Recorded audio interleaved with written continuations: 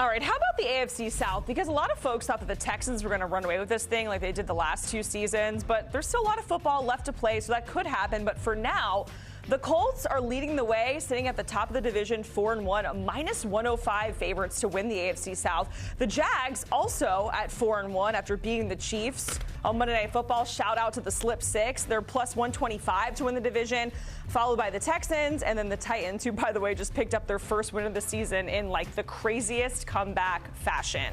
All right, let's welcome back the guys, Ryan Wilson and John Breech. Gentlemen, I saw we had some questions about the Jaguars defense. And I'm kind of curious, right, because this is a defense that leads the league in takeaways with 14. Devin Lloyd is on this defense, who just had a 99-yard pick six on Monday Night Football. He said, "Thank you very much, Patrick Mahomes. I'm going to take this to the house." The secondary just got a little bit spicier with Greg Newsome alongside Jordan Lewis, so they're going to be talking all the trash.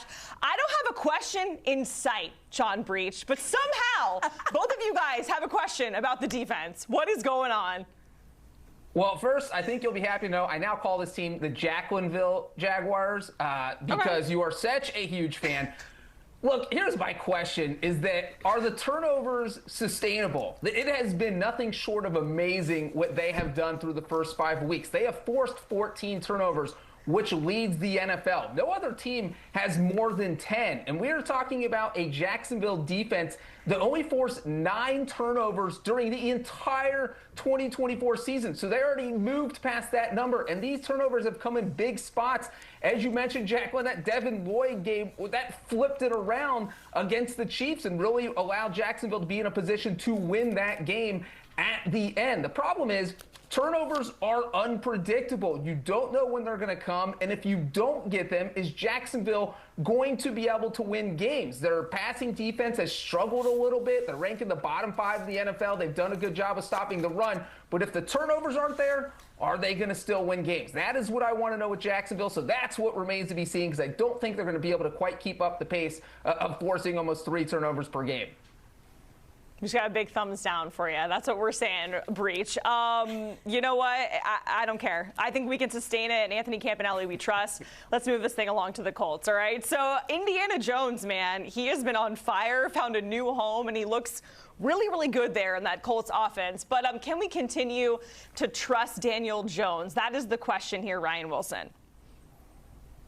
Do you trust Indiana Jones? Of course you do. So you're going to trust Daniel Jones. And by the way, Jacqueline, as a Jaguars fan who's a fan of a lot of teams in Florida, you went to the University of Florida, I know you have a chip on your shoulder. I would just point out, your teams beat Arch Manning and Patrick Mahomes in the span of 2 days. Celebrate the victories. And that's exactly what the Indianapolis Colts are doing with, and we heard Haley talk about it, potential MVP candidate in Daniel Jones. Shane Steichen has his quarterback that can do exactly what he needs him to do, which is not too much, which is to be a game manager in the best sense of the word. He only has 2 interceptions so far this season. That was a typical Sunday for Daniel Jones during his New York days. They have the running game that they can lean on. The offensive line is playing well. They have playmakers down the field when A.D. Mitchell isn't throwing the ball out of the end zone. And the defense is playing well. Now, they do have to watch out for the Jacksonville Jaguars in that division, but I think you have to feel so much better today than you felt perhaps in late July before training camp started about where this Colts team is. Absolutely, Daniel Jones can be trusted.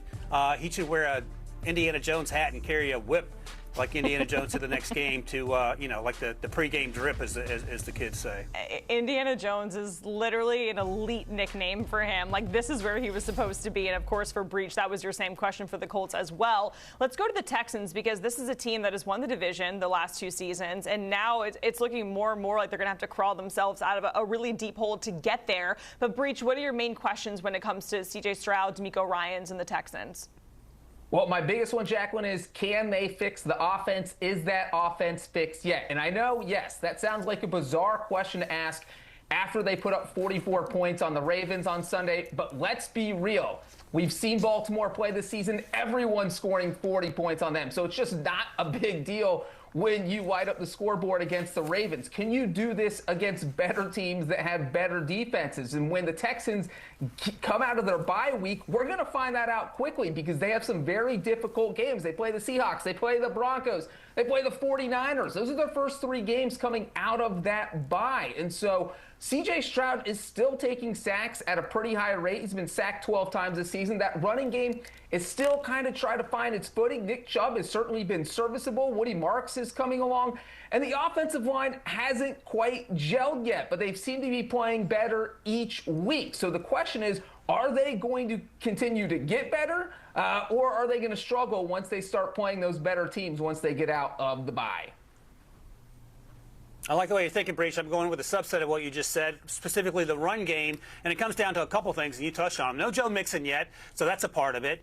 Nick Chubb hasn't quite looked himself, and that's understandable given the injury he had in recent years. Woody Marks is coming along as the third-round pick who can both run the ball and catch the ball out of the backfield. But the offensive line has struggled because of injuries and inconsistency. They have a new offensive coordinator, so they're running a little different scheme in terms of the run game, and I think that's affected them a little bit. So hopefully they get up to speed on it the next few weeks, and they look something like the offense we saw in 2023 and less like what we've seen over the last year and a half, because otherwise they're not going to win this division, and they might even be in a wild card conversation, because that's the defense is where it needs to be. Offense, as Breech noted, and specifically the run game, has to figure this thing out, and they have to do it pretty quickly.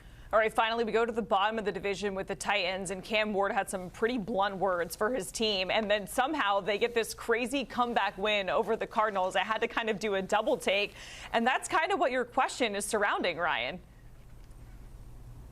Yeah, also I found out as an old person what keeping it a buck means, so that was fun for me. But in terms of the Titans, they have to find, thanks for laughing at that, they have to find some guys that can get open. Calvin Ridley did do it against Arizona, but we talked about previously, Arizona decided not to play the second half of that football game. They drafted Alec Ayuminor, who's not a speedster. He's more of a possession receiver. They have Tony Pollard coming out of the backfield.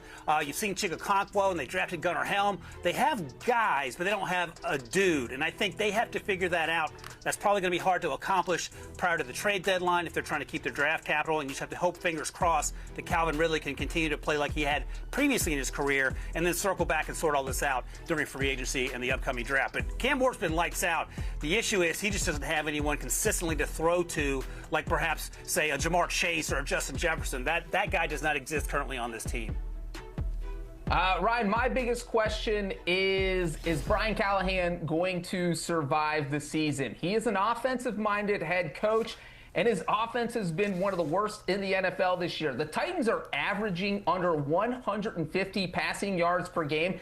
Here's a fun fact for you guys. The 1939 Chicago Bears averaged more than 150 passing yards per game. The Titans are playing at a 1939 level. So when you are doing that, something has to happen. So maybe it is going to be a move where they let go Callahan if this offense doesn't improve. They got gifted a win, as you mentioned, Jacqueline, on Sunday against the Cardinals. But this offense does have to improve, whether that's Cam Ward making passes, whether that's getting the running game going. But it has to be better. And I think this team is going to have to win 2 or 3 more games over the final weeks of the season to save Callahan's job.